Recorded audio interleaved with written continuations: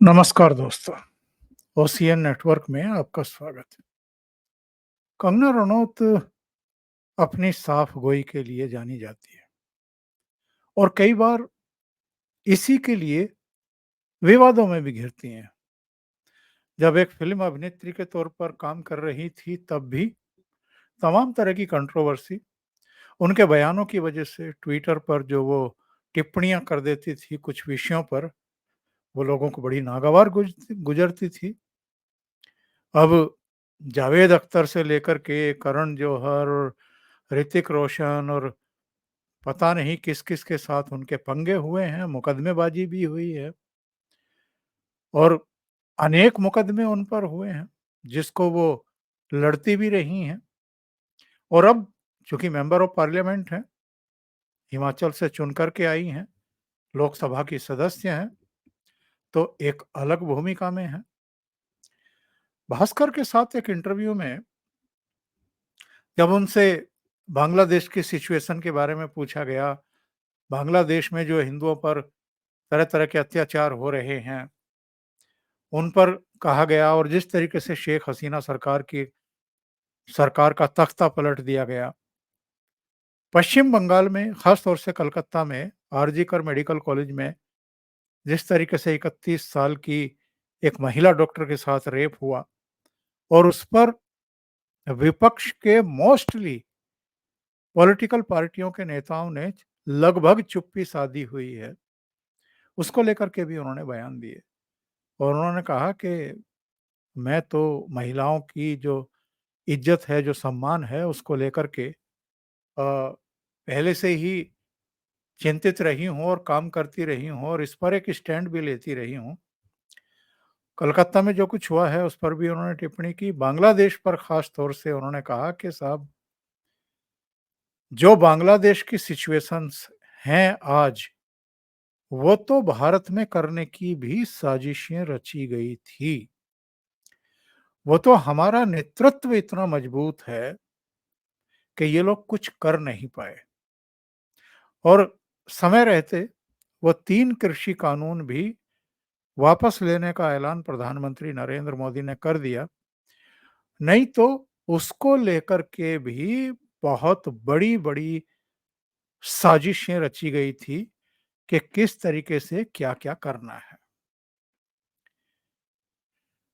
कंगना रनौत के इस बयान से तो ऐसा लगा कि जैसे इनकी पूँछ पर ही उन्होंने पैर रख दिया है। किनकी पूँछ पर?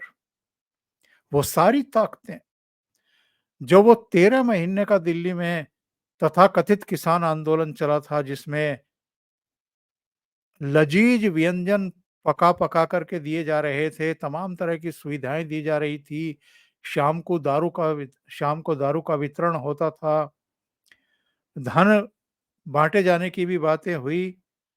कंगना रनौत ने एक बात और कही और इसको लेकर के तो इनके पूरे कैंप में ही जैसे आग लग गई। उन्होंने कहा कि साहब, उस समय तो उस आंदोलन के दौरान हत्याएँ भी हुई, रेप भी हुए और इसको लेकर के एक कोई कांग्रेस के 2 बार के एमएलए रहे हैं वेरका, उन्होंने बयान दे दिया कि साहब, भगवंत मान सरकार इनके खिलाफ जो है एनएसए के तहत कार्रवाई करे, एफआईआर दर्ज करे और इनको गिरफ्तार करके डिब्रूगढ़ जेल भेजे। डिब्रूगढ़ जेल मतलब जहाँ पर खालिस्तानी अमृतपाल को बंद किया गया है, वहाँ पर भेजे। और सुप्रिया श्रीनेत से लेकर के कुछ दूसरे लोगों के बयान भी आए। अब ये सुप्रिया श्रीनेत ने क्या कहा है, पहले हम ज़रा कंगना रनौत का वो बयान सुन लेते हैं कि उन्होंने एक्चुअल में कहा क्या था और उसके बाद में जो कुछ कहा है, इसका विश्लेषण करेंगे हम लोग कि कंगना रनौत ने क्या गलत कहा है। कंगना ने तो बिल्कुल 100% सही बात कही है। जो कुंडली बॉर्डर पर एक 35 साल के दलित युवक का अंग भंग करके बैरिकेड पर जिस तरीके से लटका दिया गया था, वो हत्या नहीं हुई थी। और आंदोलन के शुरू में ही एक और हत्या हुई थी सोनीपत जिले में। वो भी पंजाब का ही कोई किसान था, उसकी हत्या कर दी गई थी। और बहादुरगढ़ में जो टीकरी बॉर्डर के पास कैंप लगाए गए थे, टेंट लगाए गए थे, वहां पर बंगाल की एक युवती के साथ बाकायदा रेप हुआ था। एफआईआर दर्ज हुई थी, उसमें कार्रवाइयां हुई थी, गिरफ्तारियां हुई थी। तो कंगना रनौत ने क्या गलत कह दिया?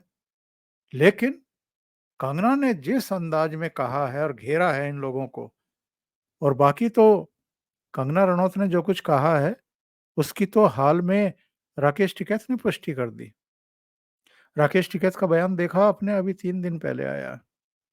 क्या कह रहे हैं? कह रहे हैं कि जो बांग्लादेश में हुआ है वो यहाँ भी होगा। वहाँ शेख हसीना 15 साल से सत्ता में थी, विरोधी जेलों में थे, और ये तो उसी समय हो गया होता जब ट्रैक्टर जो हैं वो लाल किला गए थे, यानी 26 जनवरी 2022 की ये बात कर रहे हैं। तो साहब 2022 से 2021 जब इनका ये आंदोलन चल रहा था और ये गणतंत्र दिवस पर लाल किला पहुंच गए थे, कह रहे हैं कि लाल किला के बजाय अगर हम पार्लियामेंट पहुंच जाते, दिल्ली में 20 लाख किसान, मतलब 20 लाख की फिगर तो ऐसे कह देते हैं कि जैसे 20 लाख कुछ होते ही नहीं है, कि जी अगर पार्लियामेंट की तरफ हमारे ट्रैक्टरों के मुंह मुड़ जाते तो उसी दिन बांग्लादेश हो गया होता, और ये तो सारे भाग जाते, मिलते भी नहीं। इस तरह की लैंग्वेज राकेश टिकैत ने अभी अभी इस्तेमाल की है। वो सोशल मीडिया मंचों पर और कई टेलीविजन चैनलों पर इनका बयान चला है।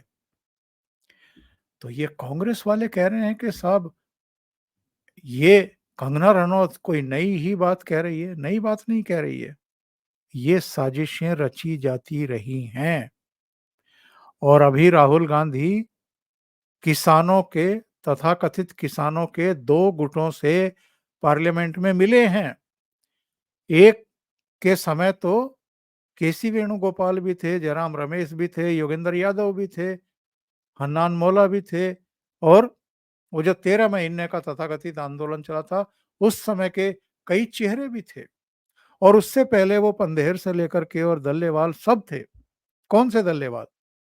वही जो शंभू बॉर्डर पर बैठ कर के कह रहे थे लोकसभा चुनाव से पहले कि साहब वो मंदिर के कारण मोदी का ग्राफ बहुत ऊंचा चला गया है और समय कम है और वो ग्राफ नीचे लाना है। वो जो शंभू बॉर्डर पे इन्होंने मोर्चा लगाया था लोकसभा चुनाव से पहले। तो ये जो साजिशें हैं उनके बारे में कंगना रनौत ने जो कुछ कहा है उसमें कुछ भी गलत नहीं है। सुन लेते हैं, मैं स्क्रीन शेयर कर देता हूँ। स्क्रीन शेयर करके कंगना ने जो कुछ कहा है जरा उसको सुन लेते हैं, और फिर सुप्रिया श्रीनेत ने जो एक मैसेज किया है जरा उसको भी सुन लेते हैं तो साथ। तो जो बांग्लादेश में हुआ ना, वो यहाँ होते हुए भी देर नहीं लगनी थी। अगर हमारे इतने शीर्ष नेतृत्व जो हमारे इतने सशक्त नहीं होते, यहाँ पे जो फार्मर्स प्रोटेस्ट हुए, वहाँ पे लाशें लटकी थी, वहाँ पे रेप हो रहे थे। और जब वो किसानों के हितकारी बिल जो वापस लिए गए थे, तो पूरा देश जो है वो चौंक गया था। और वो किसान आज भी वहाँ बैठे हैं। उन्होंने कभी सोचा ही नहीं है बिल वापस होगा। वो बड़ी लंबी प्लानिंग थी जैसे बांग्लादेश में हुई। तो इस तरह के षड्यंत्र, और आपको क्या लगता है किसान, चाइना, अमेरिका, इस तरह की जो विदेशी जो शक्तियाँ हैं वो यहाँ काम कर रही हैं। और ये फ़िल्मी लोग हैं, इनको लगता है कि इनकी दुकान चलती रहेगी इधर, देश चाहे जाए भाड़ में। ऐसा नहीं होता है। देश अगर भाड़ में जाएगा तो आप भी साथ में भाड़ में जाएँगे। ये बात जो है इनको रोज़ रिमाइंड करानी चाहिए। पर ख़ैर जितनी इनकी बुद्धि है उतनी इनकी करतूतें भी हैं। तो तो ये कंगना रनौत का इंटरव्यू का एक छोटा सा हिस्सा है, इंटरव्यू तो लंबा है।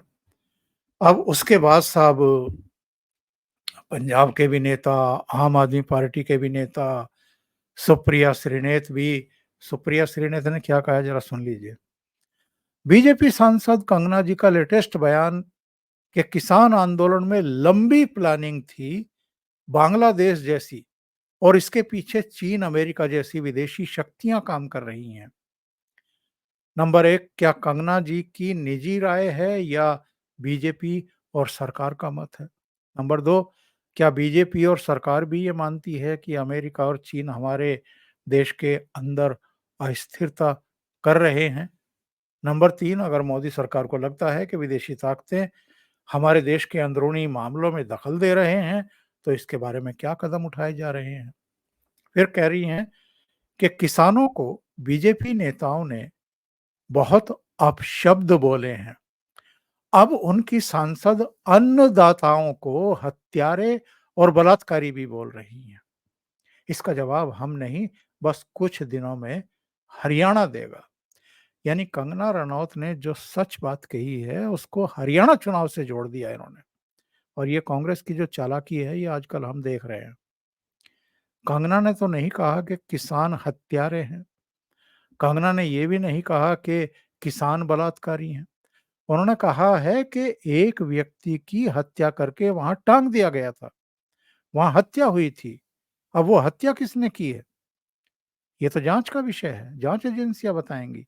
रेप भी हुआ था, टीकरी बॉर्डर के टेंट में बंगाली लड़की के साथ हुआ था। ये किसी से दवा छिपा है क्या? और इसको टिल्ट करके, ट्विस्ट करके, जिस तरीके से इसको हरियाणा के विधानसभा चुनाव से जोड़ने की कोशिश हो रही है कांग्रेस की प्रवक्ता के द्वारा, इसी से पता चल जाता है कि ये लोग कितने असहज हो जाते हैं जब उस तथाकथित किसान आंदोलन के पीछे की पूरी साजिश पर कोई बोलता है। फिर ये आगे कहती हैं कि लेकिन राष्ट्रीय सुरक्षा पर सवाल खड़े किए गए हैं, तो बीजेपी और सरकार को जवाब देना ही पड़ेगा। और अगर ऐसा नहीं है, तो सांसद कान पकड़ करके माफी मांगे। इन्हीं सुप्रिया श्रीनेत ने लोकसभा चुनाव के दौरान बहुत अभद्र भाषा में एक कमेंट किया था ट्विटर पर। मंडी में क्या भाव चल रहा है, कंगना रनौत के बारे में। और ये अब फिर आकर के कमेंट कर रही हैं। कंगना रनौत ने जो कुछ कहा है वो अक्षरशः सही है। वो 13 महीने का आंदोलन क्यों चलाया गया था दिल्ली में, कहां कहां से उसकी मदद आ रही थी, कहां कहां से उसके पक्ष में बयान आने शुरू हो गए थे, ये क्या मुझे याद दिलाने की जरूरत है? कौन कौन सी ताकतें उस समय लगी हुई थी? पंजाब में एक ही मोबाइल कंपनी के टावर क्यों अटैक किए जा रहे थे, क्यों तोड़फोड़ की जा रही थी, किसका हित इसके पीछे था? कौन ताकत थी जो यहाँ 5G नेटवर्क लाना चाहती थी और फिर नहीं ला पाई? और भारत सरकार ने अपनी ही देश की कंपनी को 5G का विस्तार करने के लिए हरी झंडी दिखा दी थी। और इस तथाकथित किसान आंदोलन के दौरान पंजाब में खास तौर से टावर्स को निशाना बनाया गया था। और उसके बाद भी शंभू बॉर्डर पर आकर के क्यों बैठ गए थे लोकसभा चुनाव से पहले? तो कंगना ने अगर खरी खरी बात कह दी है, इनकी पूंछ पर पैर रख दिया है, तो सारे सबके चेहरे लाल हो गए फिर से। हकीकत ये है कि अभी भी कांग्रेस और दूसरी पार्टियां अपनी हरकतों से बाज नहीं आ रही हैं। ये जो राकेश टिकैत के बिगड़े हुए बोल हमें सुनाई पड़ते हैं, ये जो पार्लियामेंट में बुला करके राहुल गांधी अलग अलग तथाकथित किसान संगठनों और नेताओं को बुला करके बात करते हैं, ये सब क्या है? क्या सब लोग नहीं जानते हैं कि विनेश फोगाट ओलंपिक में डिस्क्वालीफाई हुई, बिना मेडल के वापस लौटी और हवाई अड्डे से लेकर के उनके गांव तक एक बड़ा विशाल जुलूस जो है वो ऑर्गेनाइज कर दिया गया उनके स्वागत में। किस लिए? कौन सा मेडल जीत करके वो आई थी? 3 ओलंपिक खेली है और तीनों में एक भी मेडल नहीं मिला है। और जो पंचाट था उसने भी कहा कि ये खिलाड़ी की ज़िम्मेदारी है कि वो अपना वज़न मेंटेन करे। तो खिलाड़ी जो गलती कर रही है, उस पर भी उसके गले में मालाएँ डाली जा रही हैं, उसका स्वागत-सत्कार किया जा रहा है। और जिस दिन हम बात कर रहे हैं, इससे 1 दिन पहले हरियाणा की खाप पंचायतों ने तो कमाल कर दिया। उसको एक सोने का मेडल बनवा करके उसके गले में डाल दिया। रोहतक के एक नांदल भवन में उसका पूरा स्वागत-सत्कार हुआ है और वो जाकर के हुड्डा फैमिली से मुलाकात कर रही है। वहाँ उसको शॉल ओढ़ाए जा रहे हैं और तमाम चर्चाएँ हैं कि साहब कांग्रेस में शामिल होगी क्योंकि खेल से संन्यास ले चुकी है और चुनाव लड़ेगी। जब रोहतक में लोगों ने पूछा, पत्रकारों ने पूछा कि आप चुनाव लड़ने जा रही हैं कांग्रेस के टिकट पर? तो बोली मेरा मन आजकल बड़ा दुखी सा है जब से ये इंसिडेंट हुआ है। मतलब मन भी दुखी है। हवाई अड्डे से लेकर के गाँव तक आप 9 साढ़े 9 घंटे तक स्वागत भी करवा रही हैं। अभी रोहतक के नांदल भवन में एक खापों की तरफ से जो है एक अभिनंदन समारोह भी हो रहा है, वहाँ भी पहुँच रही हैं आप। उनका गोल्ड मेडल स्वीकार कर रही है। अब ये नौबत आ गई है कि जो ओलंपिक भेजे गए हैं भारत की तरफ से, वहाँ ओलंपिक में कोई मेडल नहीं मिला है, तो खाप पंचायतों से मेडल ले रही हैं। और यही थी ना विनेश फोगाट, साक्षी मलिक, बजरंग पूनिया ये सारे मिलकर के हरिद्वार पहुँच गए थे ना, जो पहले मेडल जीते हैं उनको गंगा में प्रवाहित करने के लिए, बहाने के लिए। तो ये नाटक-नौटंकी क्यों चल रहे हैं? केवल इसलिए कि हुड्डा फैमिली और कांग्रेस ये सब मिलकर के हरियाणा के जाटों को लामबंद करना चाहते हैं, एकजुट करना चाहते हैं कांग्रेस के पक्ष में। क्योंकि इनको पता है कि वहाँ का जाट भी एकजुट नहीं है और पूरे हरियाणा के जाट भी भूपेंद्र सिंह हुड्डा को अपना नेता नहीं मानते हैं। वो अलग-अलग क्षेत्रों में उनके अलग-अलग चॉइसेस होती हैं, अलग-अलग नेताओं के पीछे वो रहते हैं। तो कुल मिलाकर के प्रयास ये चल रहा है और ये कथित किसान नेताओं को भी बुलाकर के राहुल गांधी द्वारा बातचीत करना, ये सब इसीलिए है कि साहब विधानसभा चुनाव की घोषणा हो गई है, तारीखें भी आ गई हैं, तारीख भी आ गई है मतदान की, सब एकजुट होकर के लगो और कांग्रेस को जिताओ और भारतीय जनता पार्टी को हराओ। ये हालत है इनकी और कंगना जैसे कुछ लोग अगर खरी-खरी सुना देते हैं, तो इनको अग्नि लग जाती है।